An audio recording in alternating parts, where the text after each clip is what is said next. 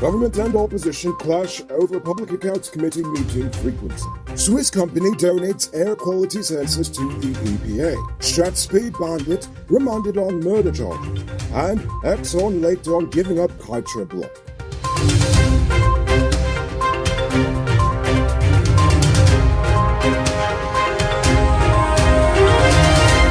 I am Rico Belford and welcome to tonight's edition of Uncut News. The two sides of the Public Accounts Committee are at loggerheads over Gail Teixeira's motion to have them meet once per week instead of twice. Because of the massive backlog they are currently dealing with, the opposition members want to meet twice per week until they are up to date.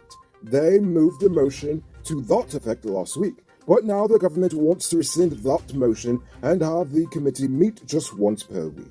According to Teixeira, twice per week meetings will take too much time from the officials and agencies that have to appear before the committee, and they have to spend all day in front of the committee. The PAC will meet again in a few days, and the chairman is expected to make a decision on the motion. But, just so you know, it must go to vote, and the government does have the majority. Edgell says he is pushing as much as possible to have a contract prepared for the construction of the Linden Toomer Burra Hill Road before year's end. He said that the ministry is currently working to have the list of pre-qualifying contractors finalized and approved by the bank. Let's hope this actually happens, seeing as Patterson was saying that a contract would have been signed since 2017. Swiss air quality technology company IQ Air recently donated 5 air quality sensors to the EPA. The devices will be used to detect air pollution to help government agencies to determine the surrounding location's air quality index. The EPA has not decided on where to place the sensors yet, but they will most likely be placed in areas with elevated levels of air pollution. Exxon recently donated a truck weighbridge scale for use at the Hagsbosch landfill site in Eccles. Measuring 18.3 meters by 3.3 meters, the weighbridge steel scale has a capacity of up to 135 metric tons per load.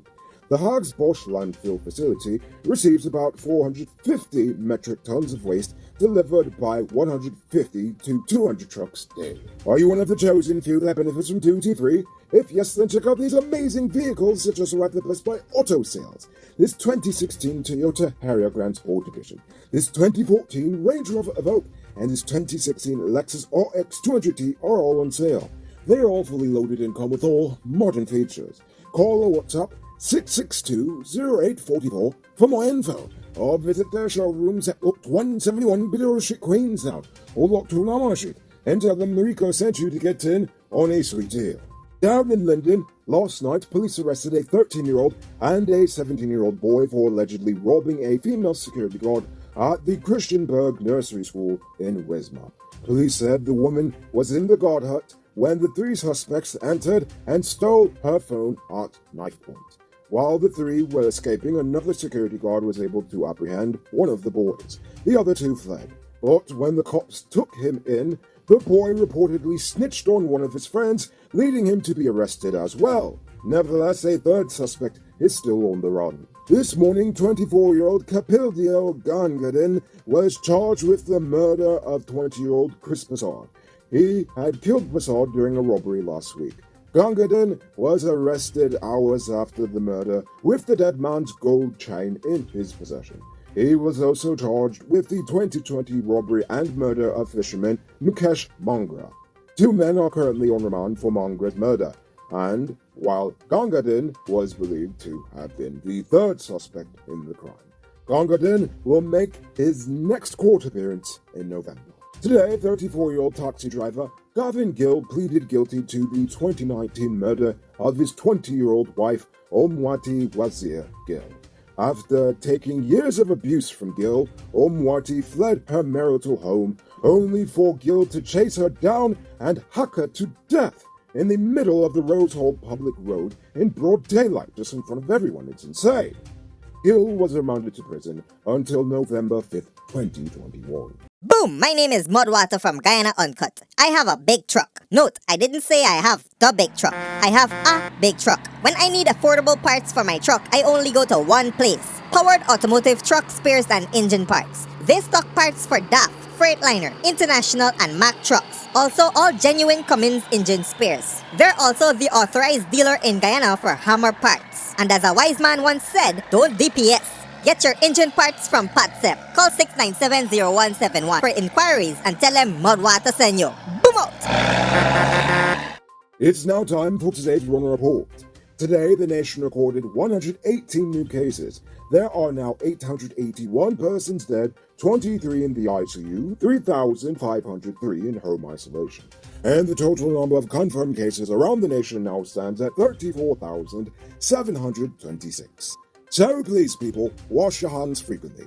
Avoid touching your nose and mouth and nostril before you leave the house. When you do leave home, try to avoid enclosed spaces and large crowds. And remember to give 6 feet of space between you and others.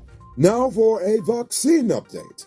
The Ministry of Health has reported that 374,539, or 73% of the adult population, have received their first dose of a COVID-19 shot, whilst 233,391, or 45% of the adult population, have received their second. Meanwhile, 26,554, or 36.4% of children between the ages of 12 to 18 have received their first dose of the Pfizer vaccine. 16,802, or 23% of that population, have received their second dose. Also, the Ministry of Health will be using India's COVID-19 Vaccine Intelligence Network, or CoWIN software, to produce electronic vaccination cards. The new vaccination cards are being made in hopes of curbing the forgery of vaccination booklets and the awkwardness of having to always carry around a large, unlaminated paper book that's bigger than your passport. The manual registers of the vaccine distribution and vaccination booklets are already being converted into digital format as we speak. And now for our stupid news of the day. You know what I think is stupid? The fact that Exxon is rushing to complete another 12-well drilling campaign, but they are already 8 months late on the relinquishment of 14% of the Kaicha and Starbrook blocks. According to Kaicha News, the contract stipulates that at the end of the first 4 years, Exxon should have handed over to the state 45% of the Starbrook block, meaning that it should have been done since February. You can go and read the paper if you want the long, drawn-out reasoning behind the relinquishment, but for the purposes of this rant, it is irrelevant. What is relevant is the fact that the government must be aware of this. I mean, unless if Kaicha is completely wrong, which, honestly is a possibility, it wouldn't be the first time. But if they are correct, which I'm sure they are, then this is merely the latest case in which the government has bent and ignored the laws to suit the needs of Exxon.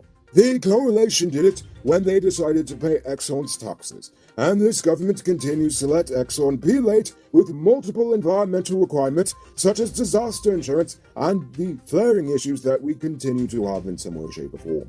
At this point, the government has set a precedent with Exxon. They were not firm with them from the beginning, and when you aren't firm with the multinationals from the start, then they won't respect you later down the line. And allowing that to happen to your country is pretty stupid. Don't miss the grand 50% off sale and get a free 1-month Digicel Prime Bundle plan. Available at City Mall, Starbrook Square, Regent and Light Street, Marcy Turkine, and Marcy Providence. Shop early, limited stocks available. Moving on to Uncut News, views poll question of the day. Every day we pose a question about current events in Guyana, the region, the diaspora, and how you feel it relates to us. So you give your responses in the comments, and we'll read the best ones in the following episode.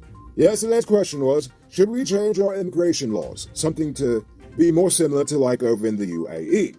Nicholas Bosio says, Guyana is a country that always welcomes mixes in cultures and diversity from other countries. It's not going to be the Guyana I know if we follow Dubai's way. I agree, you can accept them, but they still must assimilate. And Crocodile Nut says, changing our immigration laws won't stop the inevitable. Foreigners will find a way to stay, and there's bound to be incentives and investors in certain sectors of the foreign labor force. This means they could stay as long as they like without having any familiar links to Guyana. Indeed. So for tonight's question, the police say that violent crime is down for the year thus far. Do you agree with this assessment? Why or why not?